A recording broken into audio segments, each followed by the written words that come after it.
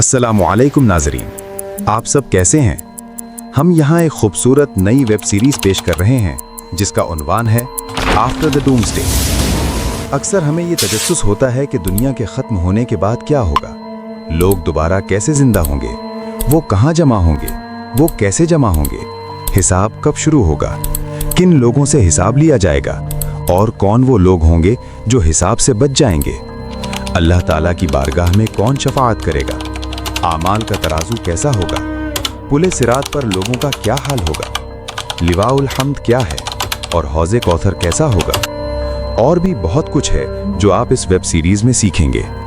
आखिरत के सही अकायद सीखने और अपने इस्लामी इल्म में इजाफा करने के लिए शुरू से आखिर तक हमारे साथ रहें। आज इस वेब सीरीज़ की पहली एपिसोड है और इंशाअल्लाह जैसा कि मैंने कहा, आज की एपिसोड में हम ये सीखेंगे कि जब क़यामत कायम होगी और ये दुनिया ख़त्म हो जाएगी और सैयदना इसराफील अलैहिस्सलाम सूर फूंकेंगे तो ज़मीन टुकड़े टुकड़े हो जाएगी, सितारे झड़ जाएंगे और चाँद और सूरज अपनी रोशनी खो देंगे।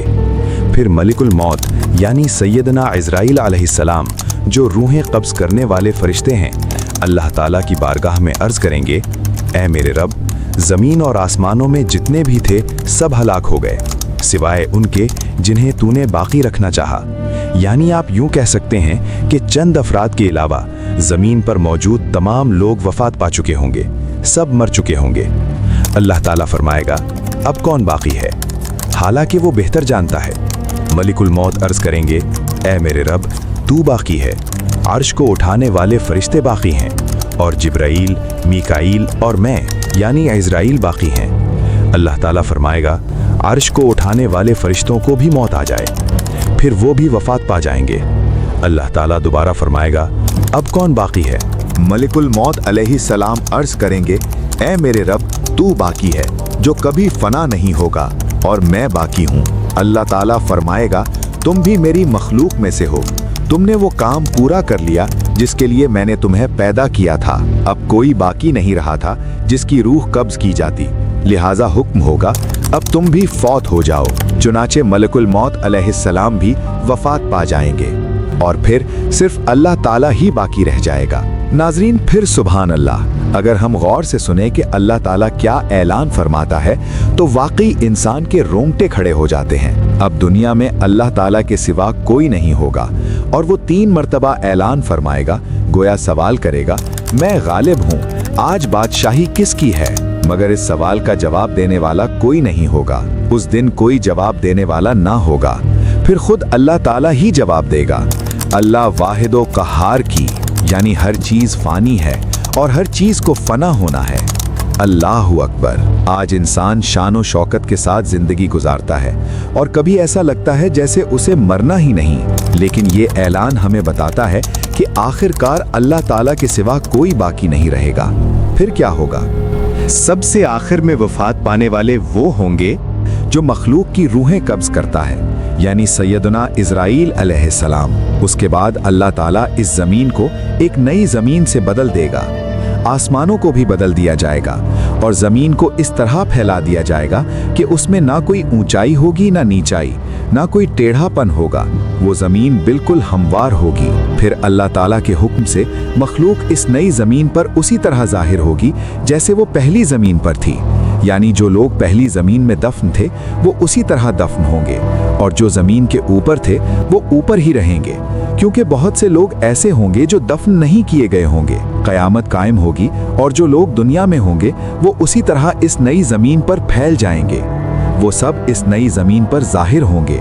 ज़मीन बिल्कुल हमवार होगी, यहाँ तक कि अगर ज़मीन के किसी कोने में सरसों का दाना भी होगा तो वो भी साफ नज़र आएगा। ज़मीन मुकम्मल तौर पर बराबर होगी। फिर जब अल्लाह ताला आसमान को बारिश बरसाने का हुक्म देगा तो 40 दिन तक मुसलसल बारिश होगी, यहाँ तक कि पानी 12 हाथ तक बुलंद हो जाएगा, यानी हर तरफ पानी ही पानी होगा। फिर अल्लाह ताला जिस्मों को उगने का हुक्म देगा। ज़रा अल्लाह रब्बुल इज़्ज़त की शान और कुदरत को देखें। फिर जिस्म सब्जियों की तरह उगना शुरू हो जाएंगे और जब उनके जिस्म पहले की तरह मुकम्मल हो जाएंगे तो अल्लाह ताला हुक्म फरमाएगा, मेरे अर्श को उठाने वाले फरिश्तों जिंदा हो जाओ। वो कुन का मालिक है, वो फरमाता है कुन यानी हो जा और वो हो जाता है। वो फरमाएगा जिंदा हो जाओ। चुनाचे अर्श को उठाने वाले फरिश्ते जिंदा हो जाएंगे और यही फरिश्ते सबसे पहले जिंदा किए जाएंगे। फिर अल्लाह ताला के हुक्म से सैयदुना इसराफील अलैहिस्सलाम सूर को अपने मुंह पर रखेंगे। फिर अल्लाह ताला फरमाएगा, जिब्राइल और मीकाईल जिंदा हो जाओ। चुनाचे वो भी जिंदा हो जाएंगे। फिर जब अल्लाह ताला रूहों को बुलाएगा तो रूहें हाजिर कर दी जाएंगी। सुभान अल्लाह। ए मुसलमानों, तुम्हें मुबारक हो। ए ईमान वालों, खुशखबरी हो। मुसलमानों की रूहें नूर से चमक रही होंगी और बाकी रूहें तारीकी में होंगी। अल्लाह ताला तमाम रूहों को सूर में रख देगा।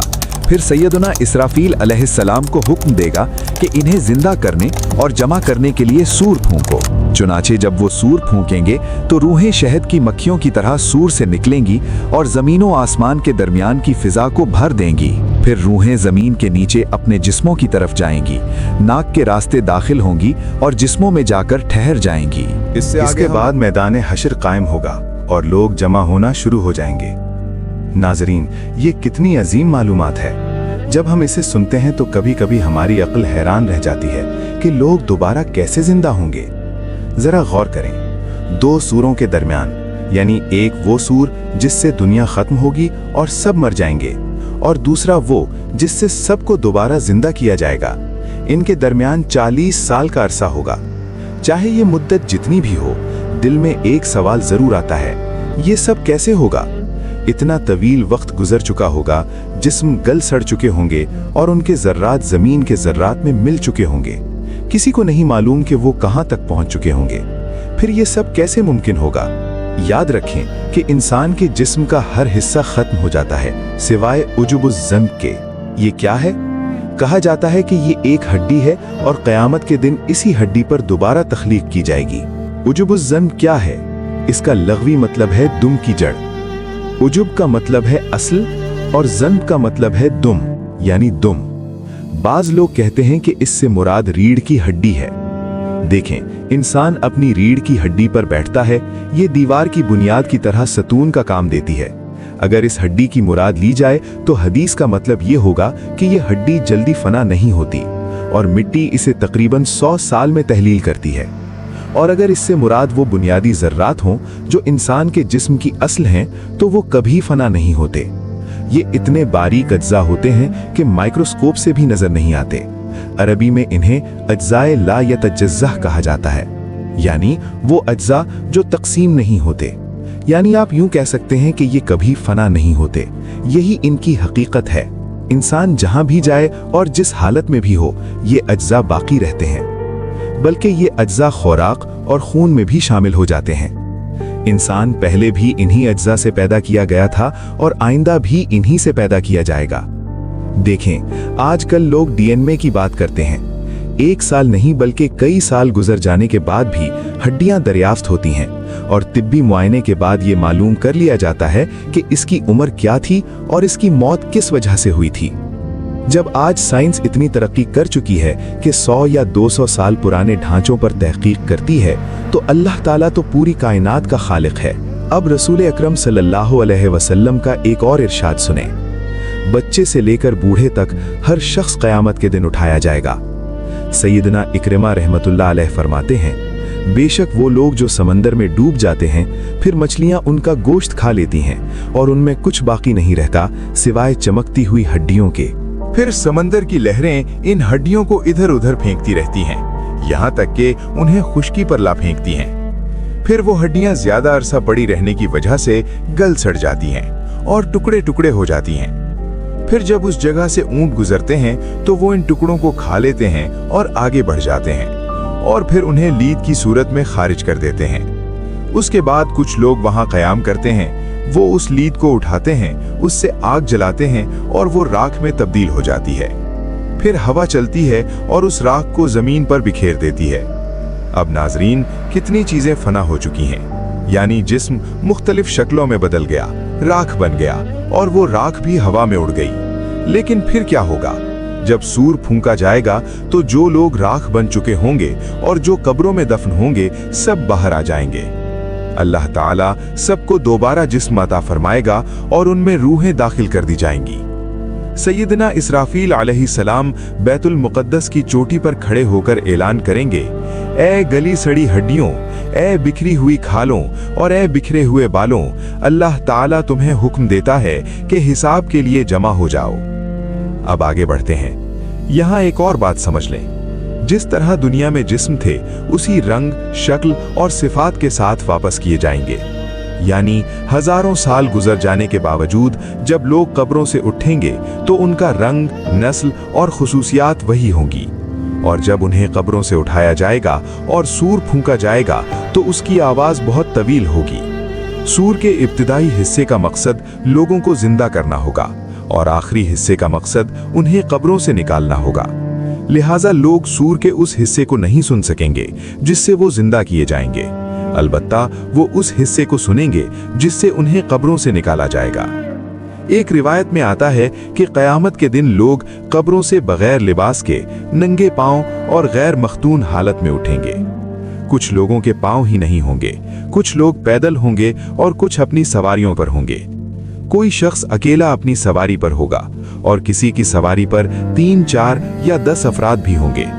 कुफ्फार को मैदाने हश्र की तरफ ले जाने के लिए कुछ को फरिश्ते घसीट कर ले जाएंगे और कुछ को आग के जरिए जमा किया जाएगा।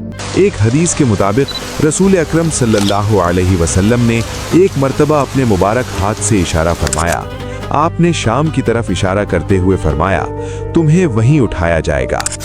इसी तरह एक रिवायत में है, बेशक तुम्हें बैतुल मुक़द्दस में उठाया जाएगा। इन हदीस से मालूम होता है कि मैदान हश्र बैतुल मुक़द्दस के करीब कायम होगा और वो पूरा इलाका शाम कहलाता है। आज अगरचे वो मुख्तलिफ हिस्सों में तकसीम हो चुका है, लेकिन आप यूं कह सकते हैं कि मैदान हश्र बैतुल मुक़द्दस के करीब ही होगा। क़यामत के दिन ज़मीन कितनी हमवार और सीधी होगी। जैसा कि पहले जिक्र हुआ, अगर ज़मीन के एक कोने में सरसों का एक दाना भी रखा जाए तो वो दूसरे कोने से भी नजर आएगा। लेकिन यहाँ एक और हैरानकुन बात है, इस दिन ज़मीन हमारी मौजूदा ज़मीन की तरह मिट्टी या पत्थरों की नहीं होगी, बल्कि तांबे की होगी। अल्लाह अकबर। और आज सूरज हमसे कितनी दूर है? एक तहकीक के मुताबिक तकरीबन 93 मिलियन मील यानी 93,000,000 मील दूर। लेकिन क़यामत के दिन वो सिर्फ 1 मील के फासले पर होगा। जरा गर्मी की शिद्दत का अंदाजा करें, ये कैसे बर्दाश्त होगी। आज इतने ज्यादा फासले के बावजूद सूरज की पुश्त हमारी तरफ होती है, फिर भी गर्मियों में उसकी तपिश बर्दाश्त करना मुश्किल हो जाता है। अगर हम दोपहर के वक्त सूरज की तरफ रुख करें तो घर से निकलना भी दुश्वार हो जाता है। मगर उस दिन सूरज सिर्फ 1 मील के फासले पर होगा और उसका सामने वाला हिस्सा हमारी तरफ होगा। हम इस गर्मी की शिद्दत का तसव्वुर भी नहीं कर सकते। आज जमीन मिट्टी की है, फिर भी हम नंगे पांव ज्यादा देर धूप में नहीं खड़े हो सकते। लेकिन उस दिन जमीन तांबे की होगी और सूरज बहुत करीब होगा। सोचें, गर्मी कितनी शदीद होगी, दर्जा हरारत कितना बुलंद होगा और इस हालत में शदीद पसीना आएगा। जरा गौर करें, जब हम जमीन पर पानी डालते हैं तो जमीन उसे जज्ब कर लेती है, लेकिन एक हद तक फिर पानी ऊपर नजर आने लगता है। रिवायात में आता है कि उस दिन इतना ज्यादा पसीना होगा कि जमीन इसे 70 हाथ गहराई तक जज्ब कर लेगी, लेकिन इसके बाद जमीन मजीद जज्ब नहीं कर सकेगी और पसीना जमीन के ऊपर जमा होना शुरू हो जाएगा। रिवायात में बयान हुआ है कि किसी का पसीना टखनों तक होगा, किसी का घुटनों तक, किसी का कमर तक, किसी का सीने तक, और कुछ लोग ऐसे होंगे जो अपने पसीने में गर्दन तक डूबे हुए होंगे। अल्लाह अकबर। और गैर मुस्लिमों के बारे में बयान है कि उनका पसीना इतना बुलंद होगा कि वो उनके मुंह तक पहुंच जाएगा और लगाम की तरह उन्हें जकड़ लेगा और वो उसमें डुबकियां खा रहे होंगे। और प्यास की शिद्दत क्या होगी। आज हम जून और जुलाई की गर्म हवा में पानी पीने के बाद भी थकन महसूस करते हैं, लेकिन हमारी प्यास नहीं बुझती। मगर क़यामत के दिन बाज लोगों की ज़बानें मुंह से बाहर निकल आएंगी, उनके दिल गले तक छलांगे लगाएंगे और लोग चीखेंगे, प्यास प्यास।